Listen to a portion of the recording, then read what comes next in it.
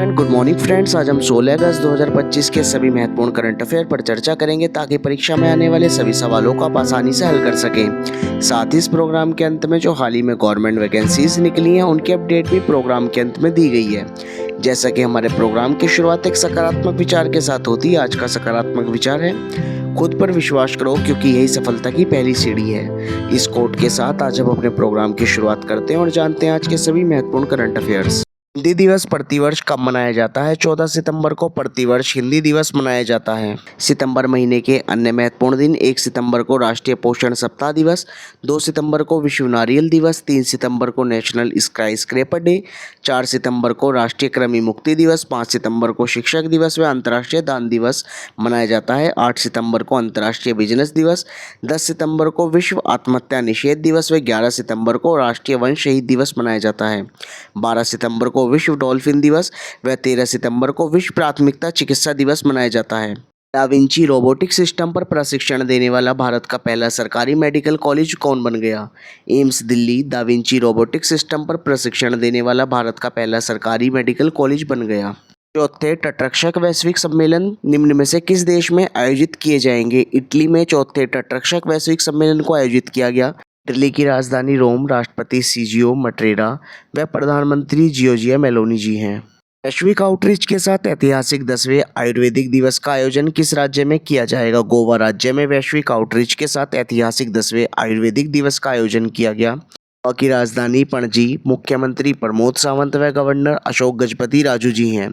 गोवा में भगवान महावीर अभ्यारण्य, मोमलिन राष्ट्रीय उद्यान व बोडला वन्यजीव अभ्यारण्य स्थित है। हाल ही में भारत रत्न भूपेन हजारिका नामक किताब निम्न में से किसके द्वारा लिखी गई? अनुराधा शर्मा जी द्वारा भारत रत्न भूपेन हजारिका नामक किताब लिखी गई। हाल ही में सियाम भारत सैन्य अभ्यास निम्न में से किस देश में किया गया? थाईलैंड और भारत के बीच सियाम सैन्य अभ्यास आयोजित किया गया। थाईलैंड की राजधानी बैंकॉक, मुद्रा थाई बेहत व राजा वजीरा लॉन्ग कौन है?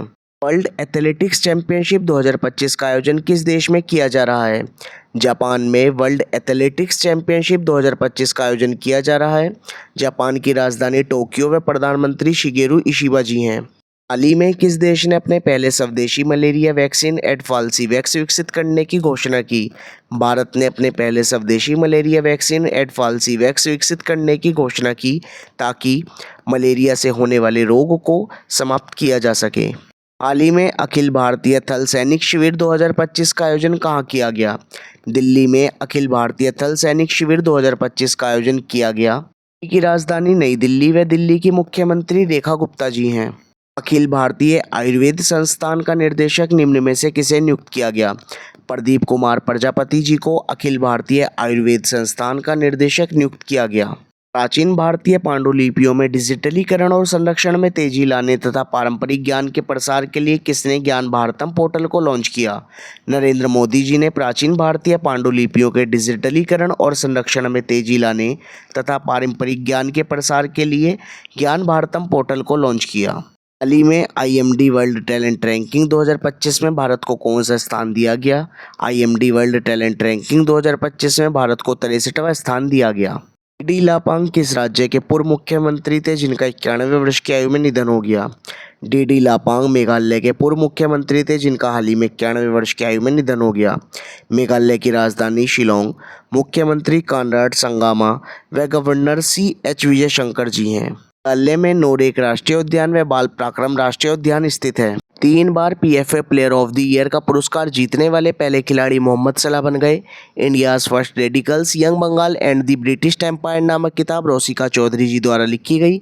सूर्य के अध्ययन के लिए नासा ने सूर्य AI को विकसित किया। विश्व स्वास्थ्य संगठन ने नेपाल को रुबेला मुक्त घोषित किया।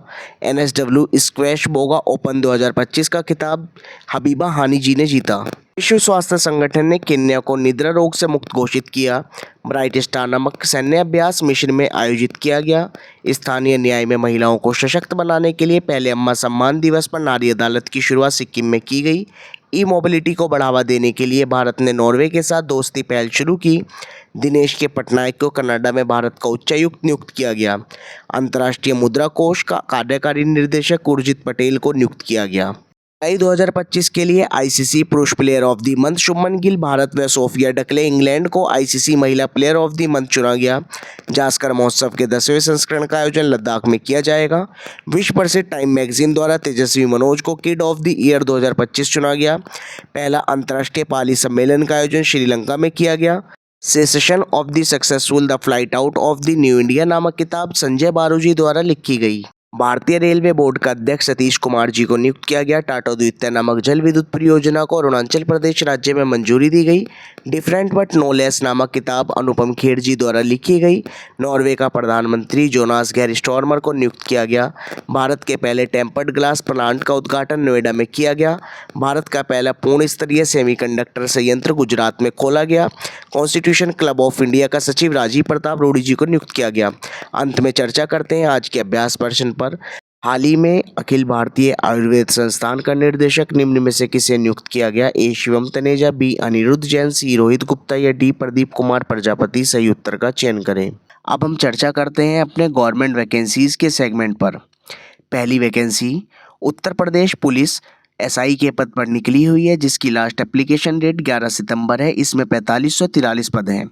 दूसरी वैकेंसी रेलवे में निकली हुई है, जिसकी लास्ट एप्लीकेशन डेट 14 अक्टूबर है। इसमें 368 पद हैं। तीसरी vacancy BSF border security force में निकली हुई है, जिसकी लास्ट एप्लीकेशन डेट 23 सितंबर है, जिसमें 1121 पद हैं। आप फॉर्म भरें, हम आपके सफल भविष्य की कामना करते हैं।